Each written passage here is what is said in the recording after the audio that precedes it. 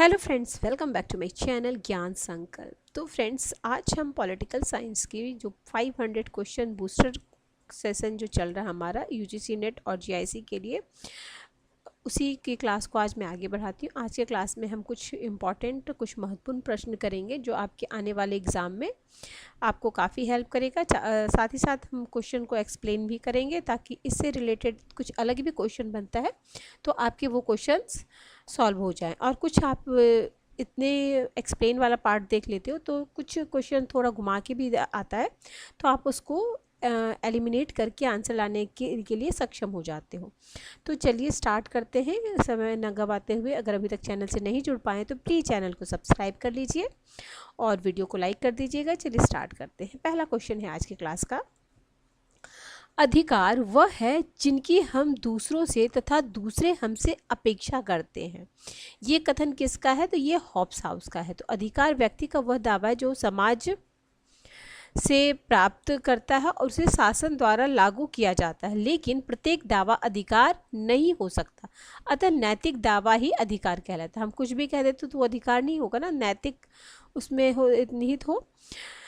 और अधिकार, ग्रीन की परिभाषा, अधिकार मानव के विकास के लिए बाह्य परिस्थितियां हैं। ठीक है, ग्रीन ने कहा है अधिकार के बिना मनुष्य का विकास नहीं हो सकता है, क्योंकि बाह्य परिस्थितियां वो सुलभ कराती है अधिकार, जिससे मानव अपना पूर्ण विकास कर सकता है। आगे, रेस्ट ऑफ द अर्थ की भूमिका किसने लिखी है?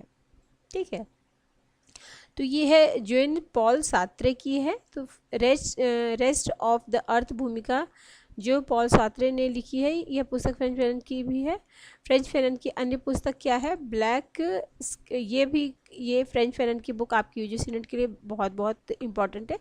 और साथ ही साथ आपके किसी भी स्टेट का असिस्टेंट प्रोफेसर या पीजीटी का एग्ज़ाम दे रहे हो तो उसमें भी आपको, क्योंकि वो सब एग्ज़ाम में क्या होता है ना, यूजीसी नेट से डायरेक्ट क्वेश्चन उठा के रख दिया जाता है, तो आपके लिए बहुत ही इम्पॉर्टेंट है। चलिए देखते कौन कौन सा। ब्लैक स्किन वाइट मास्क 1952, ऐसे डेट याद रखने की ज़रूरत नहीं, बट बुक याद रखिए।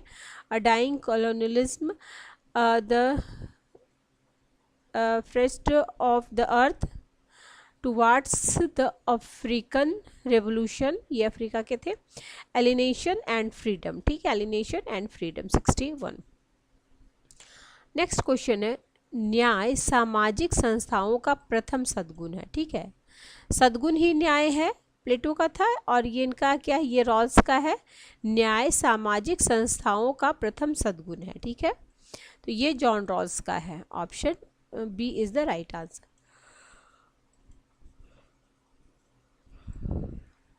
आगे नेक्स्ट क्वेश्चन, क्वेश्चन नंबर 4, राजनीतिक रक्तपात रहित युद्ध और युद्ध रक्तपात युक्त राजनीति। ठीक है, तो ये माओ से तुमका ये, और इनकी बुक भी इम्पॉर्टेंट है, देख लीजिएगा। On new democracy 1940, on contradiction 1952, on practice and the contradictions, people's democratic dictatorship. Next question है, कौटिल्य किस विश्वविद्यालय में शिक्षण कार्य करते थे? ये आपके यूजीसी नेट के फर्स्ट पेपर में भी आता है, तो ये तक्षशिला में करते थे। ठीक है, और अर्थशास्त्र की रचना इन्होंने की है, आपको पता होगा। इसमें क्या 15 अधिकरण और 150 ये अध्याय है, 150 फिर है 180 प्रकरण, और अर्थशास्त्र में सरकार के 34 भागों का उल्लेख किया गया, 34। नेक्स्ट, फतवा जहांदारी की विषय वस्तु क्या थी? तो ये मुस्लिम शासकों के लिए नसीहत था, फतवा जहांदारी। ठीक है, बर्नी की एक प्रसिद्ध रचना, राजनीतिक विचार प्रथा, मोहम्मद बिन तुगलक एवं फिरोज शाह के काल में भारत में रहे थे, फतवा जहांदारी उनकी है। ठीक है, नेक्स्ट क्वेश्चन है, बेगमपुरा ईश्वर का साम्राज्य की संकल्पना? तो ये कबीर।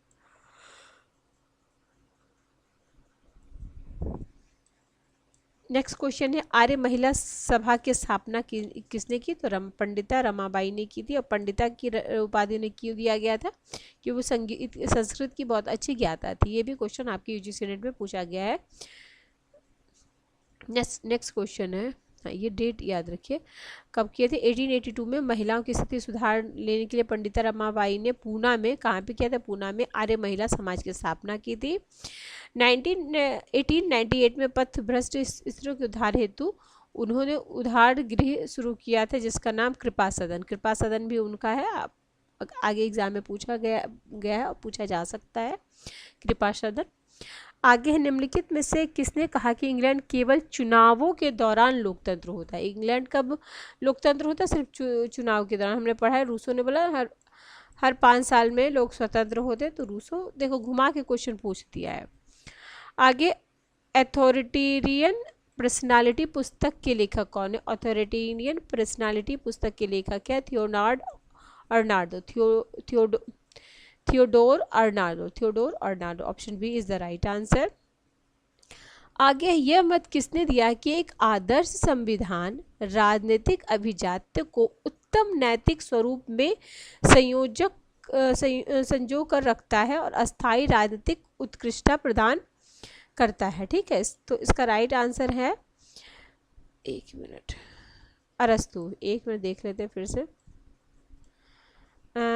यह मत किसने, आदर्श संविधान राजनीतिक अभिजात्य को उत्तम नैतिक रूप और को संयोजन रखता है और अस्थायी राजनीतिक उत्कृष्टता प्रदान करता है।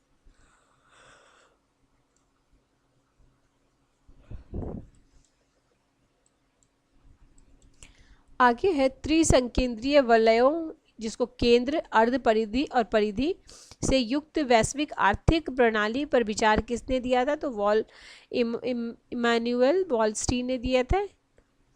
Option B is the right answer. Next question, इस पे कोर है, विकसित देश, अर्ध परिधीय विकासशील देश और परिधि है आपका परासित देश। तो इसमें देखिए ये कोर में आ जाता है, जो विकसित देश है उससे ये हो जाएगा अर्ध परिधि देश में, और सबसे लास्ट में जो हो जाता है। ठीक है, नेक्स्ट है, और इन्होंने व्यवस्था विश्लेषण का प्रयोग मार्क्सवाद के अंतर्गत किया है। इन्होंने परासिता सिद्धांत का संशोधन किया जिसके अनुसार परिधि में शामिल देश भी विकास कर सकता है। ठीक है, कि अस्थायी वो परिधि में ही नहीं रहेगा, टाइम आने पे वो भी विकसित हो सकता है। आगे, निम्नलिखित में से किस अधिनियम एक्ट ने से प्रांत में द्वैत शासन को समाप्त कर दिया गया और प्रांतीय स्वायत्तता को लागू किया गया था, तो ये भी आपने 1935 का भारत शासन अधिनियम। नेक्स्ट क्वेश्चन है, क्वेश्चन नंबर 14, उच्चतम न्यायालयों की मौलिक अधिकारिता के संदर्भ में निम्नलिखित कौन सा कथन सही नहीं है। ठीक है, तो देखो एक बार से इसमें क्या है, उच्चतम न्यायालय को सभी न्यायालयों एवं अधिकरणों पर व्यापक मौलिक अधिकारिता प्राप्त है, यही नहीं है। ठीक है, नेक्स्ट क्वेश्चन है, देख लेते। उच्चतम न्यायालय भारत के संघीय ढांचे के विभिन्न इकाइयों के बीच किसी विवाद पर संघीय न्यायालय की तरह निर्णय देता है।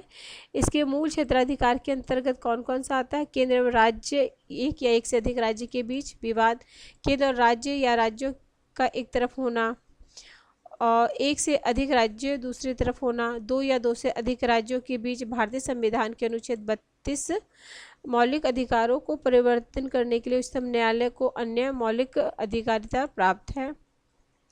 आगे, पंचायत राज व्यवस्था पर अशोक मेहता समिति की अनुशंसा के बारे में निम्नलिखित में से कौन सा कथन सही है। ठीक है, तो पंचायत से रिलेटेड एक तो क्वेश्चन आपका बनता ही है, तो न्याय समिति को पंचायत के विकास से पृथक निकाय के रूप में रखा जाना चाहिए। ठीक है, और ये कब आया था, 1977 में भारतीय जनता पार्टी की सरकार ने अशोक मेहता की अध्यक्षता में पंचायत राज संस्थानों की एक समिति का गठन किया और इसने अपनी रिपोर्ट 78 में दिया।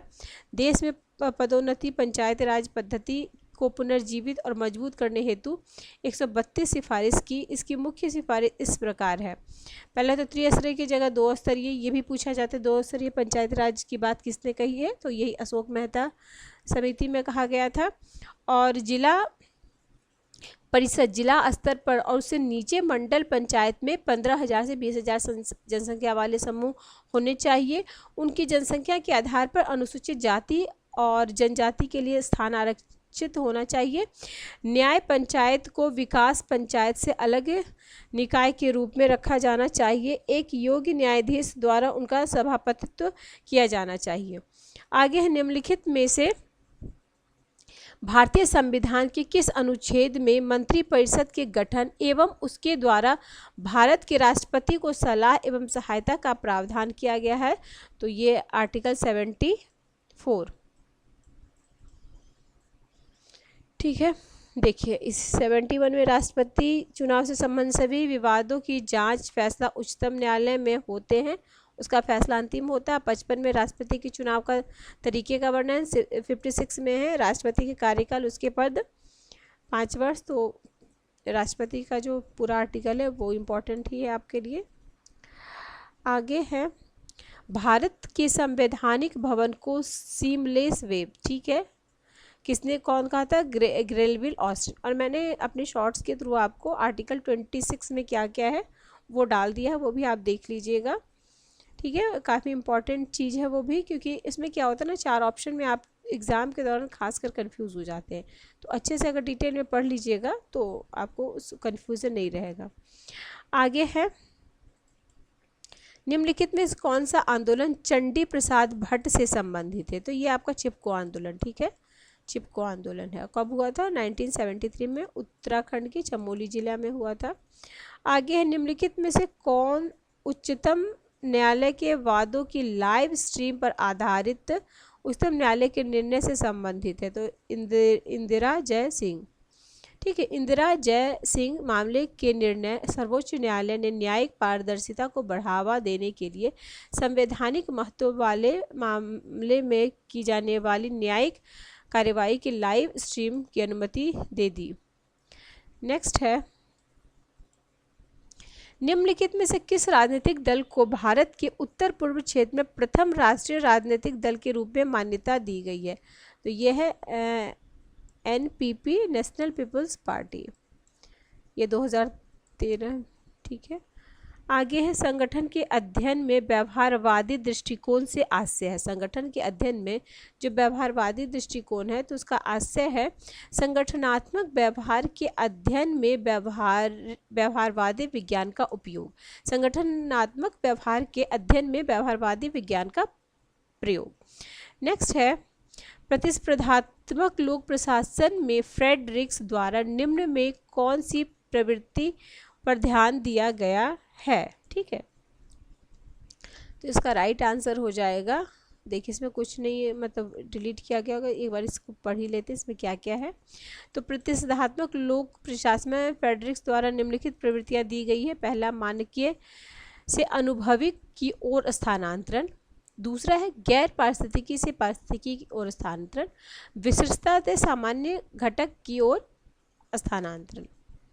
उचित विकल्प न होने के कारण जो NTA है UGC नेट में ये क्वेश्चन को ही निरस्त कर दिया गया था। आगे टेलर की मानसिक क्रांति की अवधारणा निम्नलिखित में से किसके अध्ययन से संबंधित है? तो ये समरसता और एवं सहयोग, ठीक है। इनकी बुक इंपॉर्टेंट है, अ पीस रेट सिस्टम 80, इसको क्रम में भी आता सजाने को आपके नेट के एग्ज़ाम में। पीस रेट, देखो पहले रेट करोगे, रेट कर लिए तो फिर शॉप बनाओगे, शॉप मैनेजमेंट कर लो, शॉप मैनेजमेंट करोगे, फिर the art of cutting metal, तो फिर देखोगे शॉप में कि थोड़ा सा और अच्छा करके कटिंग वटिंग करके लगाएंगे तो ज़्यादा बिकेगा, तो 1906 में the principle of scientific management. फिर बाद में कुछ सिद्धांत बना के तो इस तरीके से आप कुछ भी करके याद कैसे क्रम में याद कर सकते हैं उस तरीके से आप खुद भी सोच के कर लेना, क्योंकि ऐसे में कन्फ्यूजन हो जाता है। लेकिन थोड़ा सा ट्रिक बना लोगे तो इसके बाद ये होगा, इसके बाद तो खुद ही आ जाता है, एग्जाम में खासकर गलती नहीं होती है। निम्नलिखित में से कौन एक नौकरशाही मॉडल की कमी है? ठीक है, कमी बोला जा रहा है, ठीक है।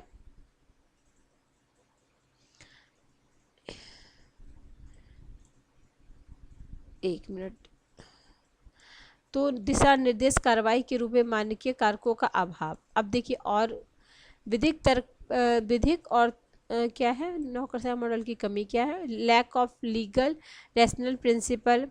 फिर है नौकरशाही संगठन के संचालन में विधि के शासन का अभाव।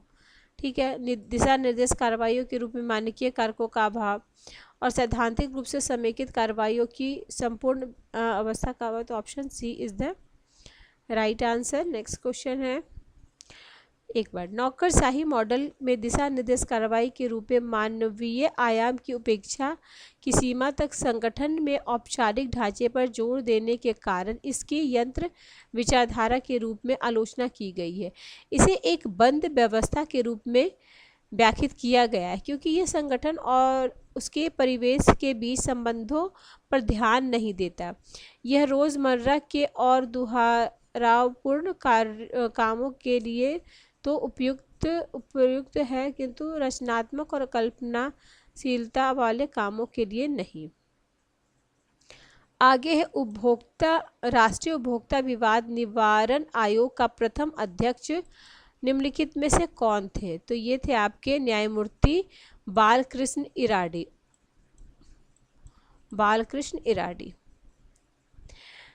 आगे है नीति आयोग का गठन कैसे हुआ था? तो ये हुआ था आपका, इसका गठन केंद्रीय मंत्रिमंडल के संकल्प द्वारा हुआ था। इसका गठन केंद्रीय मंत्रिमंडल के संकल्प द्वारा हुआ था। ठीक है, नेक्स्ट चलते हैं। 1 जनवरी 2015 के पूर्व चली जा रही योजना आयोग के स्थान पर केंद्रीय मंत्रिमंडल ने एक संकल्प की नीति का गठन किया। इसमें सहकारी संघवाद की भावना को केंद्र में रखते हुए अधिकतम शासन न्यूनतम सरकार के दृष्टिकोण की परिकल्पना को स्थान दिया गया। नेक्स्ट है आपका, निम्नलिखित में से कौन राष्ट्रीय खाद्य सुरक्षा अधिनियम 2013 की उल्लेखनीय विशेषता नहीं थी? तो देखो, गर्भवती महिला भोजन की हकदार होंगी। राशन कार्ड जारी करने के उद्देश्य हेतु कुटुंब की सबसे प्रौढ़ महिला कुटुंब की मुखिया होंगी। ठीक है, फिर गर्भवती महिला मातृत्व लाभ के रूप में न्यूनतम 600 रुपये प्राप्त करने की हकदार होगी। गर्भवती महिला आंगनबाड़ी में निःशुल्क जांच की हकदार होंगी। तो ये आंगनबाड़ी से तो ये नहीं है। ठीक है, नेक्स्ट है, संविधान का दर्शन निम्नलिखित में से किसके द्वारा अनुप्रमाणित एवं निर्मित है? तो ये है आपका संविधान के 22 जनवरी 1947 के प्रस्ताव द्वारा। संविधान का दर्शन निम्नलिखित में किसके द्वारा अनुप्रमाणित और निर्मित है? तो प्रस्तावना भारतीय संविधान का दर्शन, इसमें संविधान के मूल आदर्शों का वर्णन किया गया है। प्रस्तावना वर्णित किया गया। प्रस्तावना में वर्णित आदर्श संविधान द्वारा 22 जनवरी 1947 को उद्देश्य प्रस्ताव के रूप में स्वीकार किया गया।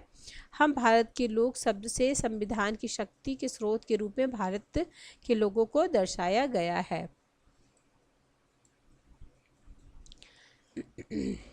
आगे है, वर्तमान स्थिति में संघ, राज्य और संवर्ती तीनों सूचियों से संबंधित निम्नलिखित कथनों में से कौन सा असत्य है?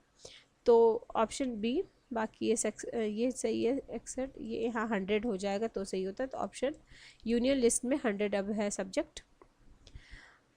हाँ देखिए 61 है और ठीक है। नेक्स्ट क्वेश्चन है, व्यक्तिगत प्रबंध के माध्यम से कार्यकारी नियंत्रण करने की नकारात्मक विधियां उनका भारत में कम प्रयोग किया गया है। तो इसका हो जाएगा नगद जुर्माना का अधिरोपण, ऑप्शन ए। नेक्स्ट क्वेश्चन है,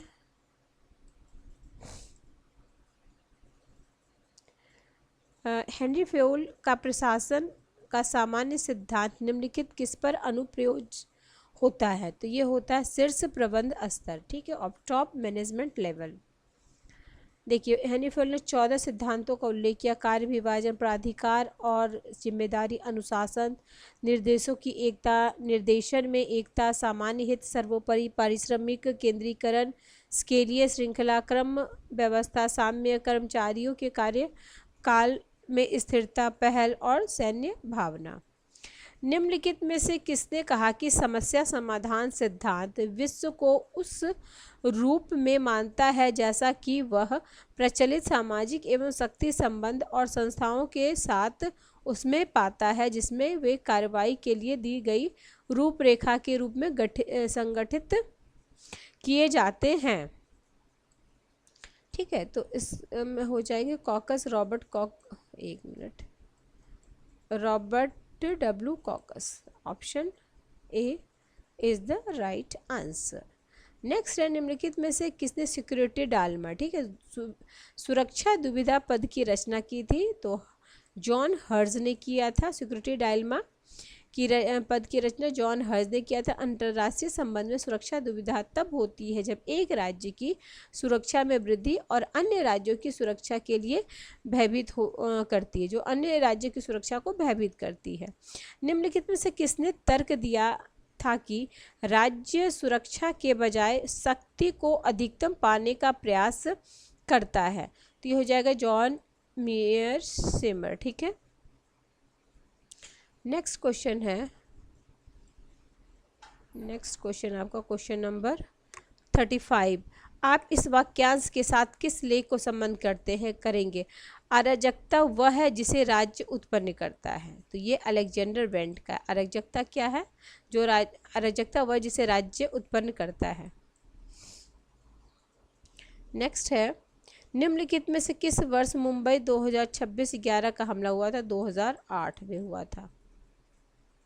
वंदे भारत मिशन का उद्देश्य क्या है?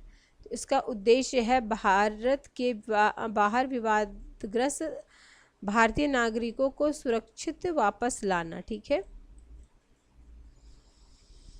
नेक्स्ट है क्वेश्चन नंबर 38। गुटनिरपेक्ष आंदोलन भारत में सर्वप्रथम किस वर्ष गुटनिरपेक्ष आंदोलन यानी नेम में भारत ने सर्वप्रथम किस वर्ष भाग लिया था? तो वो स्थापना से ही स्टार्टिंग से उसका सदस्य था। आगे, निम्नलिखित में से किस वर्ष एक्ट ईस्ट पॉलिसी की घोषणा हुई थी? तो जब पंडित मोदी जी ने जब 2014 में पहले लुक ईस्ट था, उसके बाद एक्ट ईस्ट हो गया।